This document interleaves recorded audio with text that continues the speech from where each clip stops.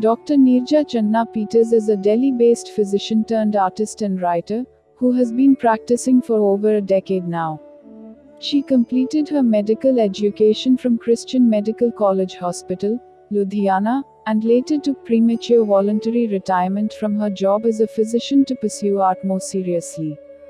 She is the founder of Duende the Studio and a member of the Eastern Foundation of Art and Culture, India. Dr. Peter's journey as an artist began while she was still practicing medicine. The sheer bliss that she was getting while creating artwork was meditative, which further drew her to work more as a freelance artist and to take her passion seriously. Her methodology to create an artwork derives from introspection, discipline, and focus that is reflected through her art pieces. Her introspective journey comes from the day-to-day struggle of people and herself that she has witnessed as a physician. Art gave her a medium to express these emotions and translate her experiences onto the canvas. The fine geometric forms that beautifully emerge in her works echo Cubist art during the early 20th century avant-garde art movement that inspired and revolutionized many movements within art, culture, music, literature, and architecture. Her works remind viewer of the tantric abstract art that was filled with geometric forms.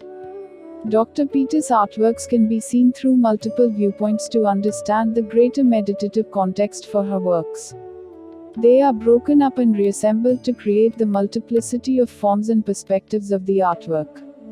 Through the use of a minimalistic color palette and gradation, there is a creation of transparency and simplicity. While talking about her work, Dr. Peters says, "I found this process of creating a painting by mere geometry and color articulation contemplative in my journey of perfecting the outlines meditatively." Here the artist takes the journey of self-discovery as well as her spiritual awakening of the soul where she feels more connected to herself and the divine. नूर की वो बारिश हो, वजूद तरबतर हो जाए, मुझ में मैं न रहूं, बस तेरा ही बसर हो जाए, चाहत कोई और न रहे, तू मुझ में इस कदर हो जाए, दुआ में तुझसे तू मांगूं और दुआ में मेरी असर हो जाए. ये प्यार है. This is the love that I have for art. It's like a love of a Sufi. I feel that art is the best thing that happened to me in my life, and everything in fact that happened in my life happened because I had to become a Sufi on the path of love for art. I am a doctor by education, and I always wanted to become a doctor when I was a child, and I did achieve what I wanted to achieve. And as far as my work is concerned, I was working as a physician. After specializing in family medicine, I was working for 23 years with the central government. But in 2010, I had opted for a transfer from the hospital to a primary healthcare center for family reasons, because I wanted to devote time to my growing up children. And that was the time when I got my Sundays off, and I got some fixed hours of work and also some leisure. So I started painting. I was always fond of art. I was always fond of writing poetry. And in fact, my friends from school and college reminded me that, "Neerja, remember we used to come to you for getting our diagrams made." And in college, I used to paint these bindis on my friends' foreheads just before any party. So, art was there somehow, but as far as serious practice of art is concerned, I realized after spending a few years of my leisure from 2010, when I devoted my time or free time to art, I realized that I was searching for something to express myself, but I found my way of prayer. I found my way of meditation. I found a way to connect to the divine. I found my love of life. And that's what art is to me. And so I decided that I should quit my profession of medicine, take voluntary retirement. It took me a few years to convince the family, and it takes time. But yes, I decided, and I took voluntary retirement in 2019. And took to so after that, life became and work became holiday. It became the happiest zone of my day. And I used to be very much inspired by dawn. I'm a person who wakes up very early in the morning, and I love the period just before dawn, the Amrit Vela, the Brahm Muhurat. It has always inspired me, and all the creative thoughts, every idea just comes during that time. Even poetry and whatever writing I do, it comes during that time. So that was the time I used to cherish. And now with art, 24/7, I am in that creative mode, and I feel blessed and blissful and happy to be in this zone where I lose myself completely, and I find myself in a different world, in a world of mysticism, in a world of which is free from any stress. So art used to be something that I used to de-stress with as a doctor. I would come back home and paint and feel very relaxed, and so I used to find doing intricate work, realistic miniatures and very fine drawings, sketching, rendering, very meditative. And it would relieve me of the stress that had built up during my working hours as a physician. Then gradually, over a few years, I realized that I would take a break from realism, from figurative or any realistic work, and go into drawing these lines and shapes and playing with color. This gave me a sort of freedom that I didn't have to conform to any particular pre-existing image or pre-existing form. It was something that I could do freely. I could use whatever color I wanted wherever, and I used to take a break from the realistic art and go into abstraction. And till the time I realized that abstraction is me. It is my expression. It is my language. And so it takes time. It's a journey. You try out different genre. You try out different ways. You get inspired by the masters. You try to sort of copy some works initially to acquire the skill. But ultimately, eventually, after practice, you do find your own expression, your own vocabulary. And for me, as I said, dawn is the most inspiring time.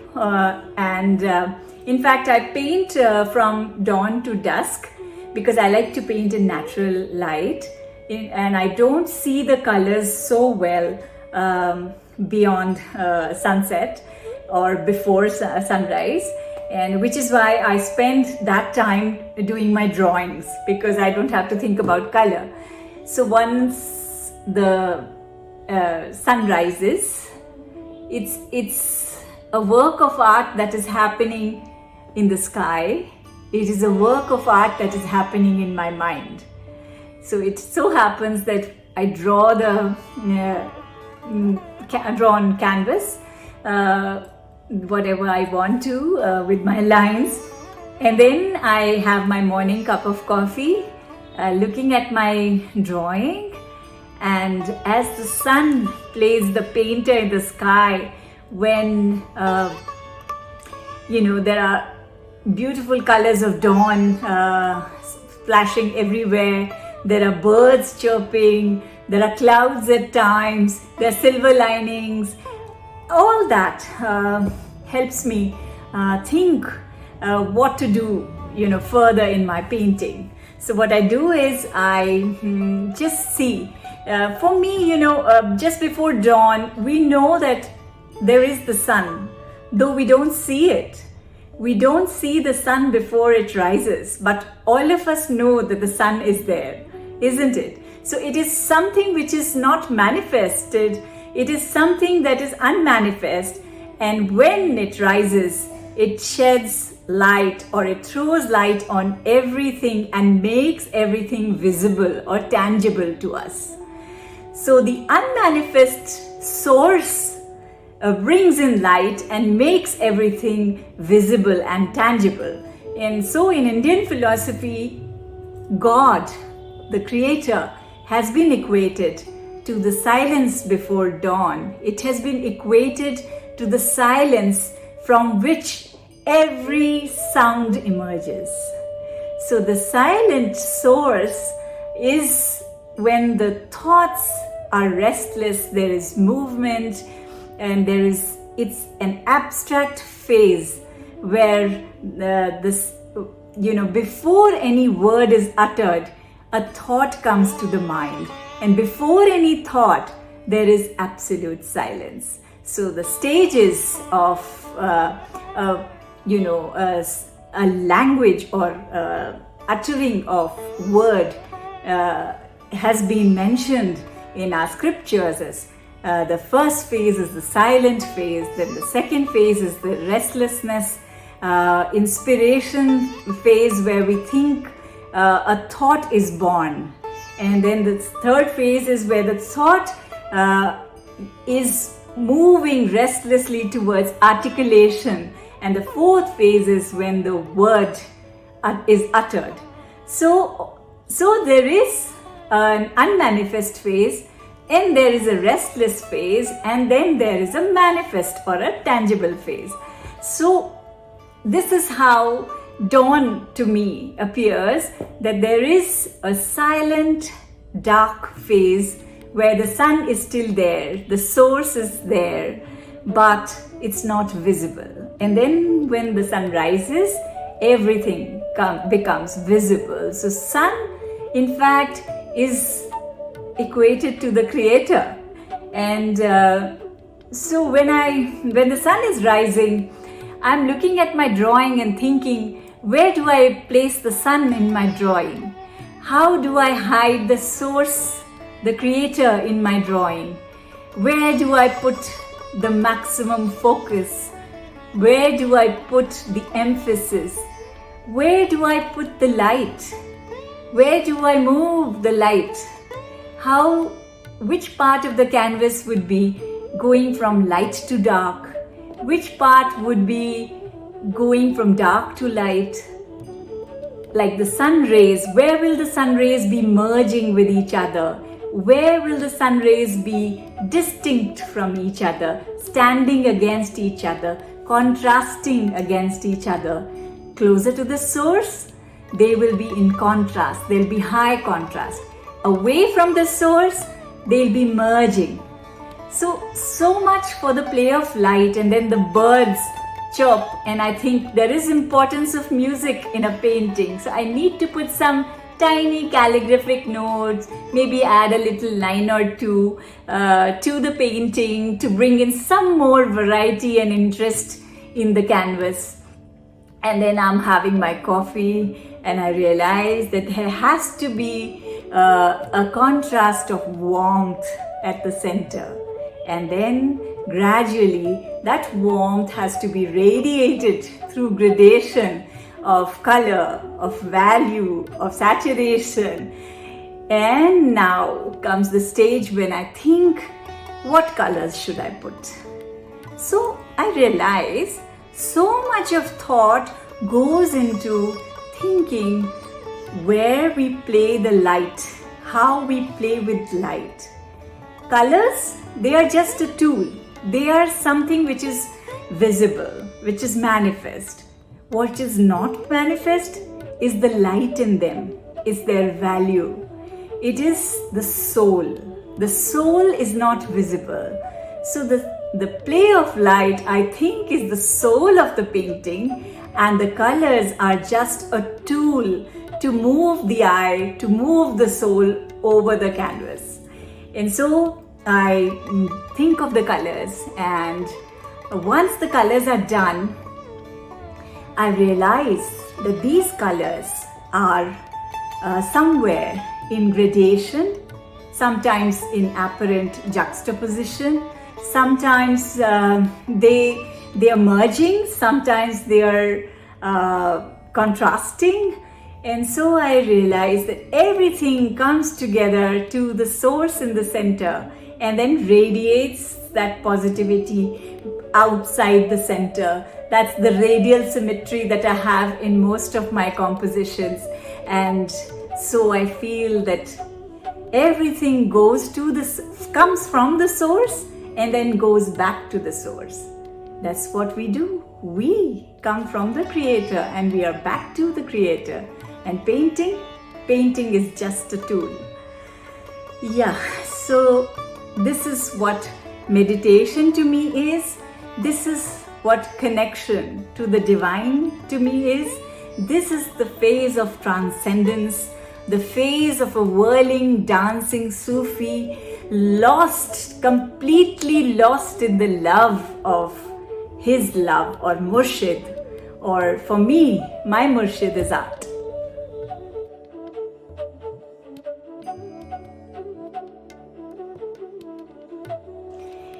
I find this process of drawing lines, playing with shapes, very, very liberating. Though I'm binding these hues into boundaries, but these are boundaries that I create myself. It is something that helps me express myself freely. So for me, the best part of creating a painting is the time when I'm thinking what color to place where. In fact, in my journal, what I do is I randomly sometimes draw circles and shapes, and I would just randomly put one color somewhere and then try to think like a game, like a practice. Now what? Which color? Because the colors appear differently when placed in different backgrounds. So it is a visual sensation which is very relative to its background. And of course, I didn't have the privilege of going to an art school, and so but my friends who have studied art would know how Joseph Albers had described this visual sensation in the context of its background, in the context of placing one color, in different backgrounds to make it appear differently, make it more intense sometimes, make it look like a shadow, make it give an illusion of transparency. And so all these things are also aiding in creating a sort of luminous energy. This luminous energy comes from that mystic connection, that mystic love one has for the purity of these flat tints of hues. You don't need to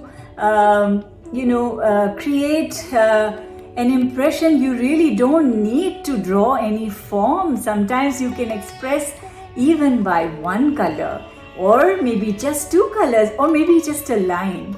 A line is something which is so basic to art, and geometry, of course, is so basic to art. In fact, in ancient times, geometry has been seen, these triangles and these figures have been so much a part of Indian folk art, even in the cave paintings, even before the animals and the forms, they were all made of geometric symbols.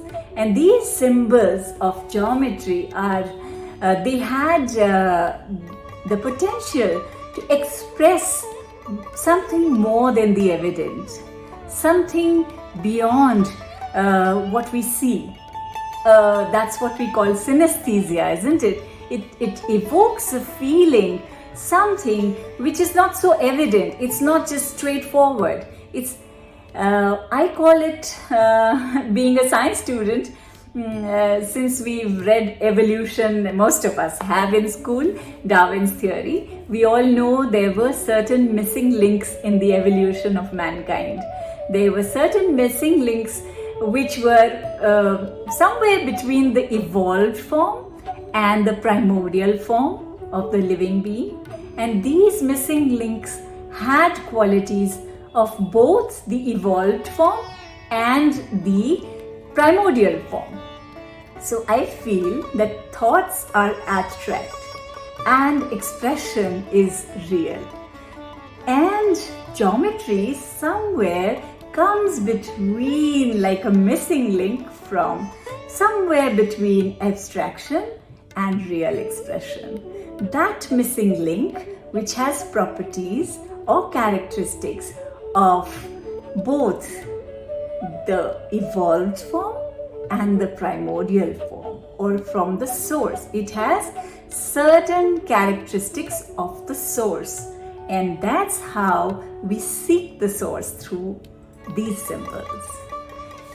Indian Tantra art was something that I didn't know much about, and when I first did these geometric abstracts and I exhibited in a group show, from the feedback I got from people, they said that my work was similar to Tantra art, which was when I started reading about this. Though I had not got enough knowledge of Tantra or Neo-Tantricism, this was coming naturally in my art, and I realized why it was coming, because I feel philosophically, thematically, it is also in a way a mapping of energies in Tantra. It is an expression of fusion of Shiv, Shakti, fusion of the sadhak with the creator, the person who's meditating to the spiritual energy. And since I was relating myself to art